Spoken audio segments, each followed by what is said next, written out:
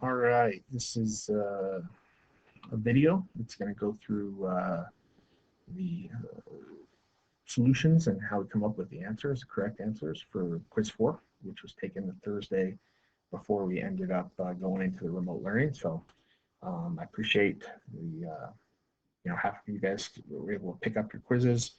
Hopefully you're seeing some information that's helpful. If you couldn't make it, I'm sorry, but I guess if you want to look, watch this, and I guess you may not remember whether or not you got these right from the responses, but at least you can see them worked out again. The first 12 questions, I believe, were multiple choice, 4 points each. You did get one for free. Number one gives us an equation that is x squared minus y squared, x squared minus y squared. As soon as I realize that there's two squareds, I know it can't be a parabola, and the fact that it's a subtraction problem means it's in a hyperbola. Okay, now all of these are hyperbolas, so that part of it didn't really cause us much consternation, but here's what we really do need to know. When you have an x squared that's a positive minus a y squared, and the y squared is the negative, we're always going to get a horizontally oriented hyperbola. So that means B is out.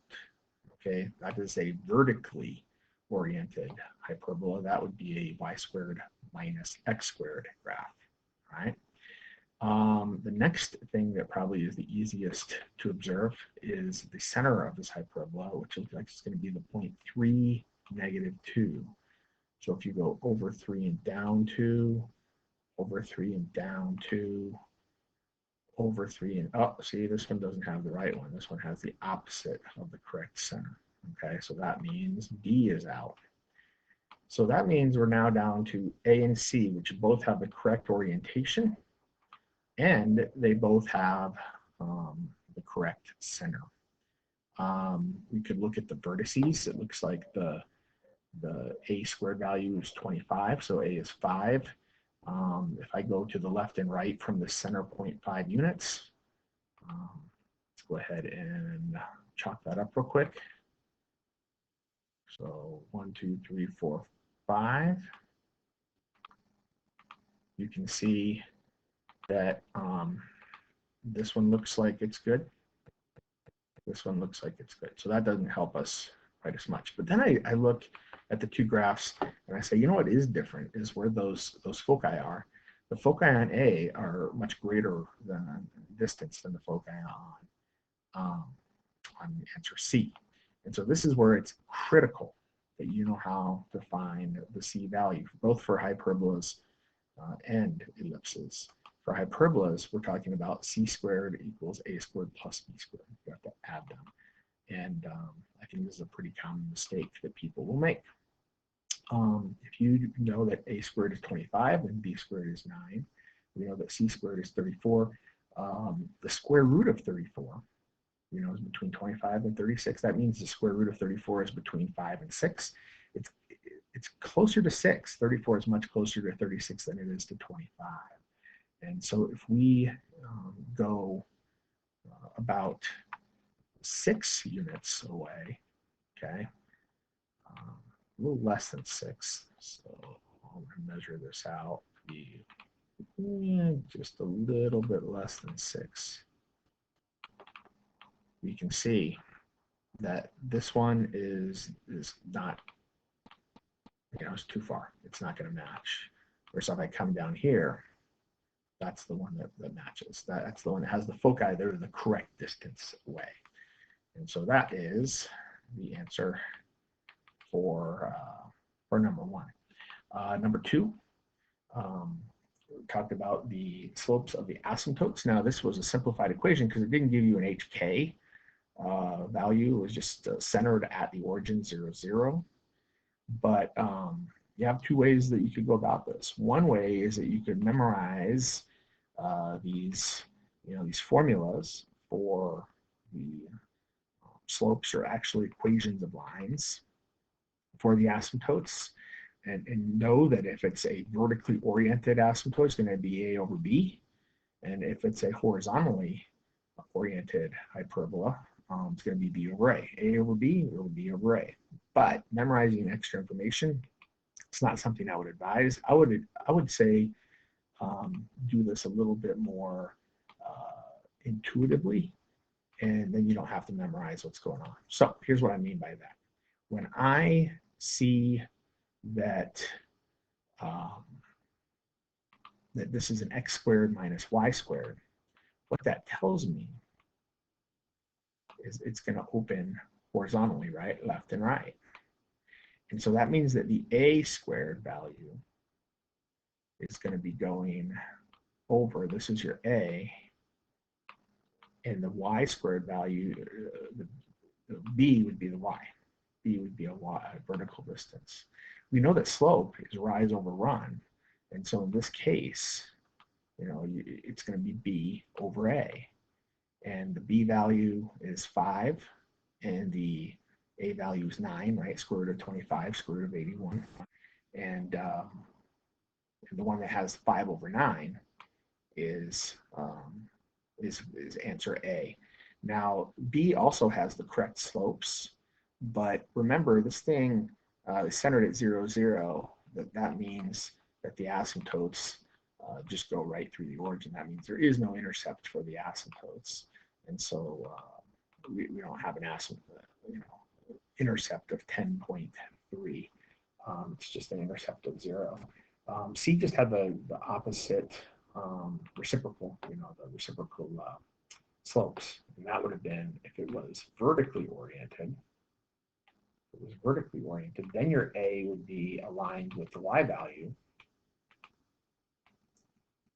and your B value would be aligned with the X. So just to sketch that out, you'd have your A going up, right? And then you'd have like your B value going out to create the asymptote box, right? And then the slope would be rise over run, A over B. And so that would have been, if it was y squared minus x squared, it would have been 9 over 5. But that's how you figure out number 2, which was definitely one of the more commonly missed questions on this problem. Number 3. Which of the following are the vertices of this hyperbola? So we had 3 hyperbolas in a row to start this quiz off with. Here's what we know. We know that the center of this guy is going to be at 3, -5. 3, -5. And because it's x squared minus y squared, it's going to open left and right, right? Left and right. So the vertices are going to definitely have the same height as this center point, -5.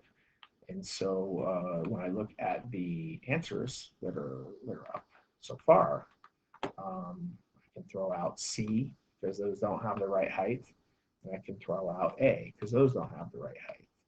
And now I just need to figure out my A value. Now here is something I think I noticed with quite a few of you guys on this quiz in general. A lot of you guys for hyperbolas thought the same thing that has to be true for ellipses, which is that the A squared is always bigger than the B squared.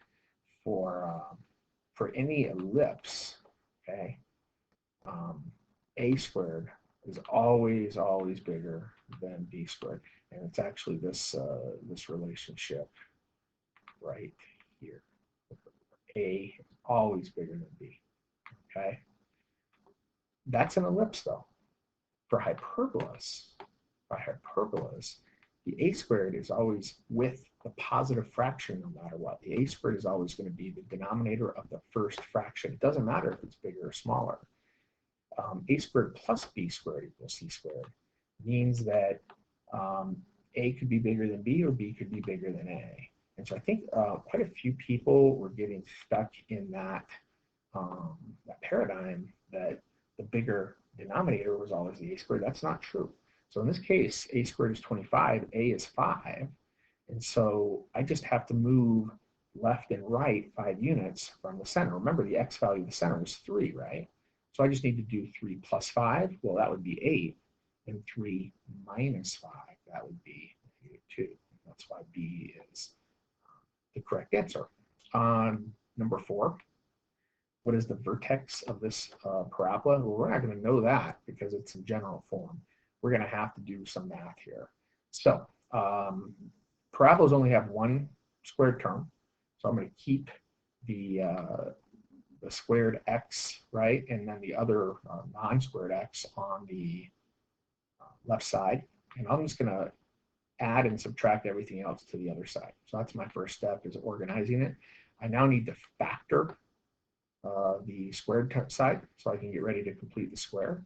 So I took a 5 out, and once I took the 5 out, my middle term was an 8, and then we do the completing the square. Half of 8 is 4 squared is 16. So that's where that 16 came from. But I'm not adding 16. I'm really adding 5 times 16, right? 5 times 16. So that's 80. That's why I had to add 80 to the other side. That almost completes the equation. It's actually enough that you could read the vertex right now. But remember, we have to have the 4p value on the other side. So I have to get rid of basically this 5 right here. So I divide that 5, and I end up with a value on the other side, a 4p value of 1/5. But we don't need to know 4p. We really only need to know h and k. And it looks like h is 4 and k is -2, right? So that's our answer. Our answer is 4, -2. Moving along, number 5. What kind of conic section would have a center at 4, -3, a vertex at 4, 2, and a focus at 4, -7? I would totally draw a little picture of this one if I was you. I think a small little sketch doesn't have to be pretty. Just a little sketch can go a long way. So what I did is I took those 3 points, and I put the center where they told me to at 4, -3. I put the vertex up here at 4, 2, and I put the focus point down here at 4, -7. All I care about at this point is what is closer to the center. Is it the focus or the vertex? Once I realize that the focus is only 4 points away from the center, right? Because the distance from -3 to -7, that's just a distance of 4 units, okay?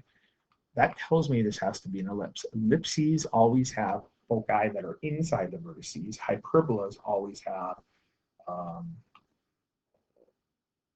foci that are outside, right? Just a quick reminder, here's your an example of an ellipse. Notice that those foci are closer to the center, okay? On the other hand, if we take a look at the hyperbola, an example of a hyperbola, we definitely see that the foci are further away. There's the foci, right? But here's the vertex, further away. And so that's how you answer that one. It's just by knowing what's closer. Is it the foci or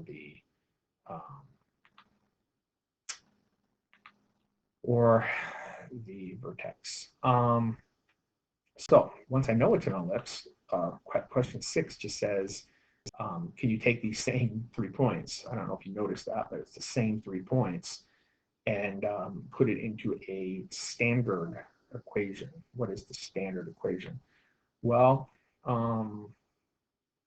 know that it can't be C or F or D, because those are all hyperbolas, and it can't be E. E is the standard equation of a parabola. Okay, so it's either got to be A or B. They gave me A. A is 5, so 5 squared is 25. Well, that didn't help me that much because they both have the correct B squared value. Now, so I think some people may have said, "Oh, look at that! I've got a B value of 4." But remember, that's not the B value. The B value is going to be the distance that we have to go to get to the minor vertices. The B value would be here. And so this is where you have to know your ABC relationship for ellipses, which is A squared minus B squared equals C squared. And if I set that relationship up, and I'll go ahead and do that for you really quickly.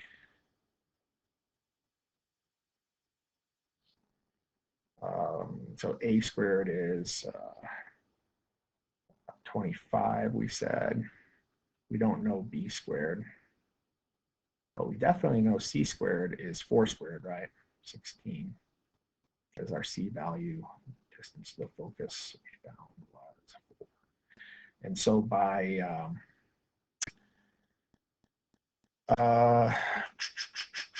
oops, this is a minus, sorry, wrong equation.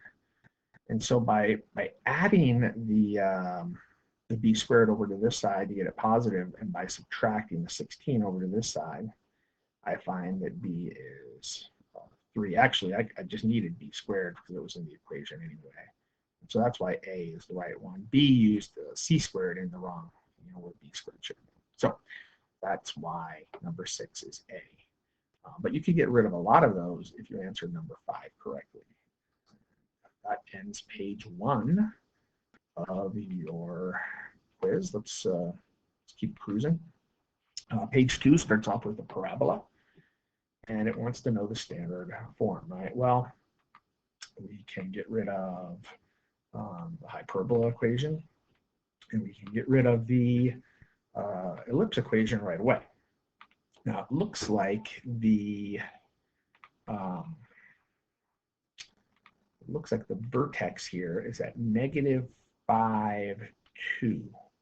-5, 2 is the vertex. So that tells me that H is -5 and K is 2, right? So if I come up here and start looking, here I have -2 for K and +5 for H, so it can't be that guy. This one has -5 for H and 2, so that one fits. This one has 2 for K and -5 for H. That one fits. This one has -5 for H and 2 for K. So these all, the B, E, and F still are in the running. But now we just take a look at our parabola, and we realize, that it's opening horizontally. That means it has to be a y squared parabola. And so it can't be an x squared parabola B. And so that's really only 2 possible answers left now. It's going to come down to the p-value, and that's either the distance from the vertex to the focus or the distance from the vertex to the directrix. As you can see, in both of these cases, from -5 to -2 or from -5 to -8, the distance is 3, both cases. Okay. So if 3 is the p-value, and it is a +3, by the way, because it is opening in a positive direction. Some people might have gone with F because they saw the 3, but remember the standard form of the equation is actually 4p, right? 4p. And so you have to multiply your p-value by 4, and that's where the 12 comes from for number 7. Number 8. What is the equation in standard form if we have a parabola with a focus of -3, -6? So I went ahead and, once again, just a little sketch. Doesn't have to be anything like super fancy, just a little sketch. -3, -6, and a directrix at y equals -2. Well, as soon as I see the directrix is a horizontal line, that means that my parabola is either going to open up or down. It's going to be an x squared parabola. So I can get rid of this y squared parabola. I can get rid of this y squared parabola. I can get rid of this y. Oh, wow, we're done. That's it. So you didn't even have to get into the part of this problem that got specific. just realizing that the parabola with a horizontal directrix had to open up or down. There was only one that worked. Now let's say that didn't eliminate all of them. Well, we know that the vertex would be halfway between the directrix and the focus, and halfway between, you know, -2, right, and -6 is -4. And so we would have a k value of -4. The only one of these, well, actually, as B also had a k value of -4, A did too.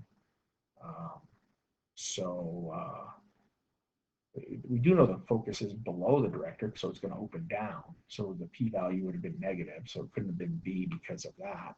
But you know, you would have gotten into a situation where it could have been A or C that both had the correct p-value and the correct HK values. So you really did have to know that y-squared parabolas open left and right, and x-squared parabolas open up and down, right? Just a quick reminder. Here's a positive p x-squared, positive p or negative p x squared up and down if you have an x-squared. On the other hand, here's a positive p y squared to the right and a negative p y squared to the left. So hope you're loving all those notes that we took back in March. Number 9. Write the equation in standard form of an ellipse whose major axis endpoints are at -5, 2, and 3, 2. So here's -5, 2, and here's 3, 2. Now think about this. That's the major axis endpoints, right? So that's your vertices. That's your 2a value. Half of the distance between -5 and 3, that's a distance of 8 units. So half of that is 4. So right away, I just found out that that I have a value of 4. That's going to be very helpful along the way. I do believe A is 4. Okay, but I also found that the halfway point is -1. Halfway between -5 and 3 is -1. You could have also said 8 divided by 2 is 4, and -5 plus 4 is -1. But -1, 2 is the center of this ellipse. So let's see how that helps us out. Well, they all seem to have the right height of 2. But this guy right here has the center at +1, 2, not -1, 2. So we can get rid of that, right? We definitely are at -1 here. So what is the distinguishing features between the rest of these? Well, this guy just is the wrong equation because we definitely said ellipse, and this guy is minus, so that's a hyperbola, so it can't be that. The only difference here between these two is that the a squared is under the x squared in answer A, and the a squared is under the b squared in answer C. Remember, for ellipses, a squared is always bigger than b squared. Well, remember when they told me that the major axis had endpoints -5, 3. That means it's a horizontal major axis, a horizontal ellipse. And that means that the x squared will be over the a squared, which is why A is the right answer and not C. So in the end, you had to know your orientation. And once again, if it's if the x squared is over the a squared, the larger value, it's going to be horizontal. If the x squared is over the smaller value, the b squared, that means the y squared is over the a squared. So then you get the vertical. Okay. Let's keep chugging along here. Numbers 10, 11, and 12. Number 10 is an ellipse. We have x squared plus y squared, right? They want to know where the foci are. Well, it's all about C here. We know that A is 8, and we know that B is 5. Square root of 64 is 8. Square root of 25 is 5. Because the x squared is over the a squared, it means it's going to be a horizontally positioned. Now remember, the center is at 2, -3.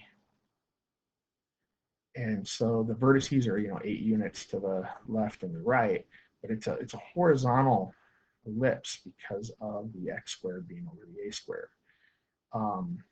So that means that to the left and to the right from the center, c units, so minus c this direction plus c this direction, will find the foci. So we need c. This is where you have to remember the difference between ellipses and hyperbolas, right? Which is that for ellipses, it's a squared minus b squared is equal to c squared, and for hyperbolas, it's a squared plus b squared. So we're definitely going to use a squared minus b squared in this case. And let's go back to our problem. If we do a squared minus b squared here, we're going to get 64 minus 25. That's root 39. And so as we look through here, only 2 problems have a root 39, C and D. So we can get rid of A, we can get rid of B. The question is, what am I adding that root 39 to? The x value or the y value? Well, remember, we said we're moving to the left and the right from the center. That means we're adding it to the x value. D would have been if it was vertically oriented ellipse and we were moving up and down to find the foci. Okay. All right, 2 more multiple choice. Thanks for hanging in there. Hopefully this is helping to some degree. Number 11, the directrix of this parabola. Well, this parabola is almost in standard form, but it's not. It's not quite there. I got the x minus h squared, but I don't have the 4p y minus k. So I have to factor out a -10, and that allows me to figure out that 4p is equal to -10, and that your k value is going to be 3. So that tells me that the vertex is going to be over 2 up 3, right? I didn't know that before. That's important because we know that the directrix is p value or p units either above or below. Now, because I have a negative p value, and we'll find out in just a second, right? I know just by looking at 4p that it's negative, that p is negative. I know it's going to open down. I'm going to have a parabola that is going down, okay, from that vertex. So that means the directrix is going to be above 3 units. It's going to be, first of all, it's going to be a horizontal directrix. Now think about how that helps us. X equals 5/2 is a vertical line. It can't be that, okay? And also, the only possible values for the height of this directrix have to be bigger than 3, right? So it couldn't be -2, it couldn't be -10, and it couldn't be -3, and it couldn't be 1/2. In fact, just based on that, the only number above 3 is 5.5. You're done. But let's say that there was another value or 2 that were above 3. How could you do that? Well, once we know that 4p is equal to -10, so I'm now, I'm really looking at this little work right here. I could solve for p. -10 over 4 is -5/2. So that's like 2.5, right? P has an absolute value of 2.5. If I go 2.5 units above 3, I get to 5.5, right? 5.5. So that's where F comes from. Number 12. Find the equation of a hyperbola with center -4, 0, focus -4, 4, and one vertex at -4, 2, root 3. So I've got my little graph here. I put these values exactly where they asked me to.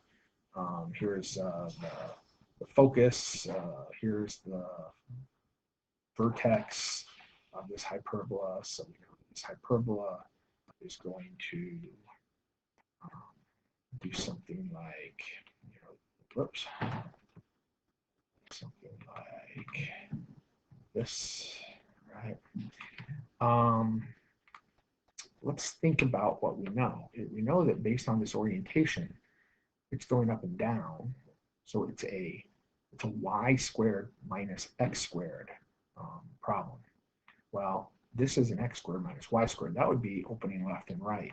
S is this, S is this. So really, if all you knew is your orientation, you could have finished this one very, very quickly.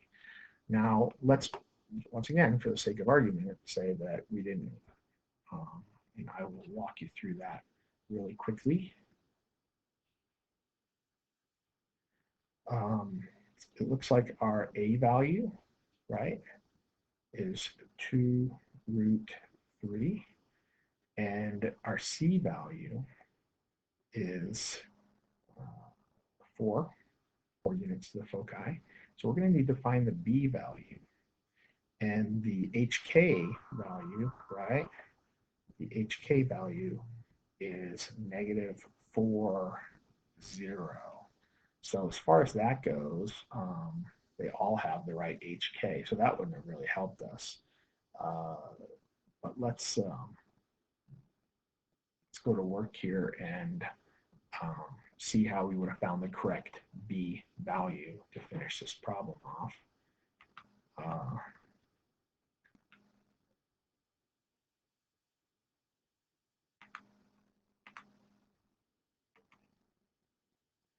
All right, so let's do the algebra here. We know that a squared plus b squared equals c squared. So that's 2 root 3 squared plus b squared equals 4 squared. Now remember, when you square 2 root 3, you have to square both parts. So it's really 4, 2 squared is 4, and root 3 squared is 3. So it's really 4 times 3. By the way, that's where 12 comes from, because 4 times 3 is 12, so your a squared has a value of 12. Right? That's how we know that a squared is 12. But there was another one that had the right a squared value. It just didn't have the h and the k in the right order. It was the wrong orientation. So once we subtract the 12, we get b squared equals 4. And sure enough, that's what we saw. B squared is equal to 4 there. So that's the end of the multiple choice, and I know that was a lot of time. So hopefully you guys are skipping around and only looking at the problems you need to. Here's the matching. By the way, I probably should have mentioned this about 30 minutes ago, but if you had version A, your answers were all in blue, and if you had version B, the answers were off to the side in red. So the multiple choice answers were just scrambled around a little bit. Hopefully that didn't confuse you, since I didn't mention it at the very beginning. Sorry about that. The matching, once again, version A has the blue answers, version B has the red answers. You guys did pretty well on these. A couple people might have missed a couple. It goes back to being, or do you know how to test this equation right here and know what it's going to be? There's a very official way of testing it that's in your notes, and I saw some of you guys multiplying out the A's and the C's and testing it. That's fine, but I really just do an identification thing. If I see both an x squared and a y squared, I know it can't be a parabola, and because the x squared is positive and the y squared is negative, that tells me it's a hyperbola.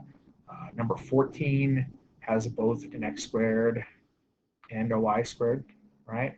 So that means it's not a parabola, but this time they're both positive, so that tells me it's an ellipse, except, okay, and this is the one thing you do have to really keep an eye out for. Notice that the A value is 1 here and the C value is 1 here. That makes A squared minus B squared equal to 0, which means that your C value for the ellipse would have been 0. Well, that means it's a perfect circle. So if you have it, the two values for the x squared and the y squared exactly equal for an ellipse, it actually becomes a circle. Number 15, it looks like I have a positive y squared and a positive x squared, doesn't it? But remember, it has to be set equal to 0 before you can do that rule. And so number 15 on version A and number 17 on version B were the only ones where you really had to set it equal to 0 first. So what you ended up finding was a positive y squared and a negative x squared, so that's why it's a hyperbola. 16 only had a y squared, no x squared, so that immediately means it's a parabola, kind of like number 18 only had an x squared and no y squared, so it was a parabola. And then finally 17 had both, the x squared and the y squared, and they were both positive. And so that's what gave us the ellipse on that one. The long problems, the big hitters, number 19 was the same as on version A, okay, was the same as number 20. Okay, so just go down to the bottom problem on version B. It was a positive x squared, it was a negative y squared, that's how we knew it was a hyperbola, and it needs to be put into standard form. So what am I going to do? Well, the first thing I'm going to do is I'm going to rearrange my pieces so that the x squareds are together, or the x pieces are together, the y pieces are together, and I just took the negative 36 and added it to the other side. Then I factor out the 9 and I factor out the negative 4, ready to complete the square. This right here is probably 33% of you, about 1 out of every 3 people miss this problem. It's because when you factor a negative away from a negative, right? Negative divided by negative is positive. Just a little algebra you got to watch out for. A couple people forgot that I'm actually subtracting the second 36, right? I'm subtracting second number. So 9 times 4 is 36, but negative 4 times 9 is negative 36. So those kind of cancel out, and you just get 36. Divide everything by 36, and this equation that you see up here is the final answer for that problem. I had a ton of people, probably almost half, not quite half, but almost half, who wanted this dude to be a vertically oriented hyperbola, kind of go like that. And it's x squared minus y squared. The x squared is positive. It's got a horizontal axis, a focal axis. And so that's one of those things you just gonna have to remember moving forward. If you see a little CT on your quiz, what that means is that you made this mistake right here. So you lost 2 points for this algebra mistake with the wrong. You ended up with a -3 here.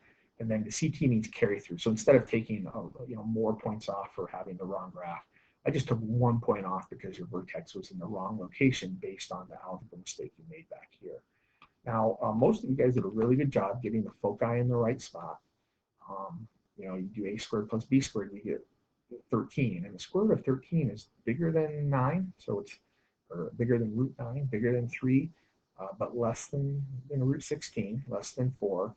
Closer to 16 though. So you had to have these points closer to 4 units away than 3. If you had it too far back here, it was going to cost you a point or so. So you really had to watch your estimations on those. Probably won't be a problem moving forward because I think everything from here on out will probably be, calculated. I'll have the use of calculators to some degree. But something to keep in mind. All right, so number 20 on version A was number 19 on version B. This time I have a positive x squared, a positive y squared. That makes it an ellipse, right? Now, maybe it's a circle, but 2 is not equal to 3. And so that's why it is just a standard ellipse, not a special circle. we have to do some algebra very similar to what I did last time. I got the x squareds kind of put together. I got the y squared or the y terms put together. I cleared out this negative 60, and then I completed the square. Half of 6 is 3, squared is 9. Half of 8 is 4, squared is 16. 2 times 9 is 18. That's where this guy comes from. And 3 times 16 is 48. I did see some algebra mistakes in this area where you just multiplied or added incorrectly. But what we end up with is 6. And we divide by 6 to set it equal to 1. And that's where your final equation comes from, which is right here. This is the answer for the ellipse problem. The center is negative 3, 4. The major vertices, the primary vertices, are going to be root 3 units away. These were actually, root 3 and root 2 were actually on the board while you were taking this quiz. I always have these up on the board. These are 2 of the more important irrational values. But, root 3 is a little closer to root 4. Root 2 is a little closer to root 1. And so we know that root 2 is less than 1.5 and root 3 is more than 1.5. Some of you guys, I think, just took the 3 to be A and the 2 to be B. You didn't do A squared and B squared, and so you were going too far away. Obviously, got 3 off. A squared minus B squared is really nice because 3 minus 2 is 1, which is a perfect square. So your foci were 1 unit away from the center. And that's where we put them, exactly 1 unit away. Some of you guys accidentally did A squared plus B squared and got a C value that put the foci on the outside of the vertices, and then you started freaking out. I think you made the foci into the vertices and the vertices into the foci. There you go, number 20. 21 was the same as 22 on version B, and it's obviously a parabola. The vertex is back 1 and up 4, so negative 1, 4. Nobody really had an issue with that.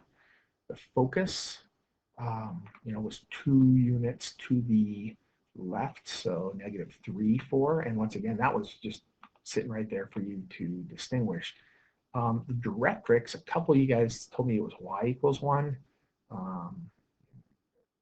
Y equals 1, unfortunately, would have been a horizontal line.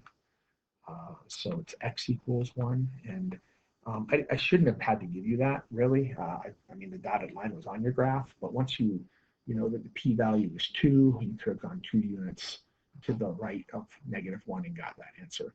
Now, to write the equation, and we plug the h and k in, because it's a horizontally oriented parabola, it's the y squared, not the x squared, and so that's why the y squared is over here. A couple of you guys did make that mistake for sure. You had this piece right here and this piece right here flipped. So that would have been, if it's an x squared, that means it's either going up or down. But we need to know what that p-value is. It's negative because it's open to the left, and it's 2 units. The distance between the vertex and the focus is 2 units. And so once you multiply 4 by negative 2, that finishes your equation. That's where the negative 8 comes from. Number 22 was number 21 on version B. It was, some of you guys thought it was a circle, and you got to be a little more careful. It looks like from the center it's 5 units up, but only 3 units. Only 3 units to the right or left. So it's only a circle if your radius is constant all the way around. The center was given. That's 3, negative 1. So you could write that down right away. The vertices were given. Now, I had a couple people who accidentally gave me these vertices. These would be the minor vertices at the ends of the minor axis.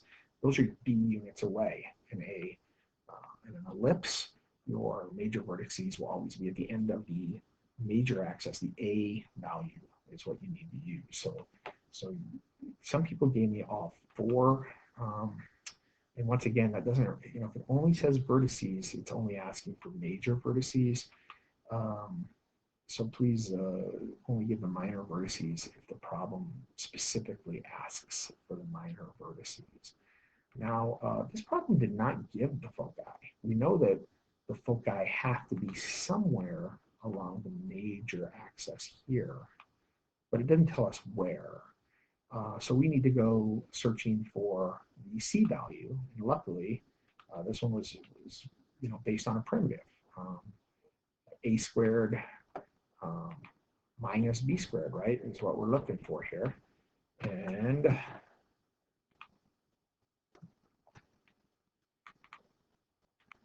this is the formula that we want to use. So we do a squared is 25, b squared is 9, and we just got a nice, easy, perfect square because it's based on a primitive, and c is 4.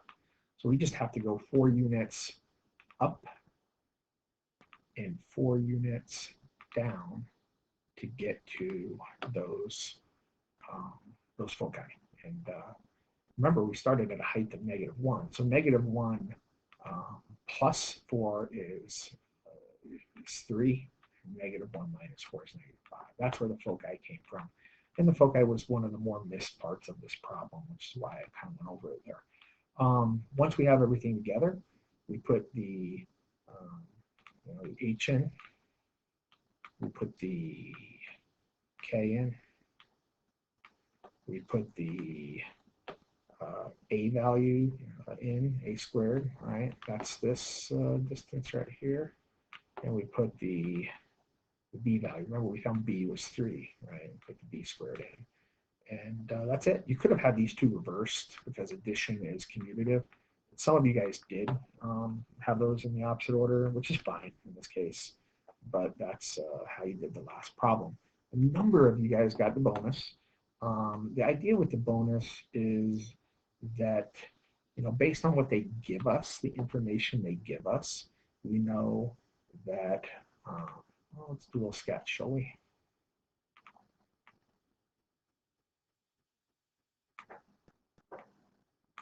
We know that the vertex is at 4, -1.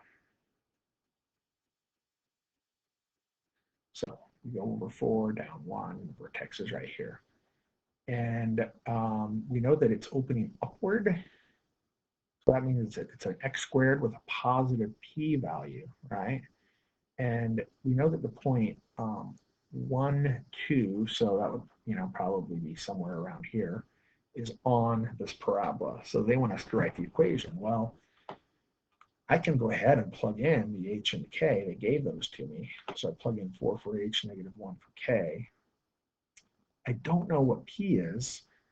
That's the only thing I don't know. Otherwise, I'm done with this equation. So how am I going to solve for p? Well, luckily, they gave me a point on the equation, right? That's the point, 1, 2. So I can plug 1 in for x and 2 in for y. That's what I did. And then it just becomes a little bit of algebra. Follow order of operations. -3 squared is 9. 3 times 4 is 12. P is 3/4. And that means that 4p would be, 4 times 3/4 or 3. So the magic number there we were looking for was 3. So good job if you got some bonus points on that. I know this was a long video. Hopefully, once again, you skipped around and only looked at the parts that you really needed to. But if you watch the whole thing, it's certainly not going to hurt you to do all that review going into tomorrow's quiz. I will be there at 3 o'clock today. In case you have any follow-up questions on this quiz or the review or any other problems we've been working on conic sections. Thanks for putting the time in to watch, and good luck tomorrow.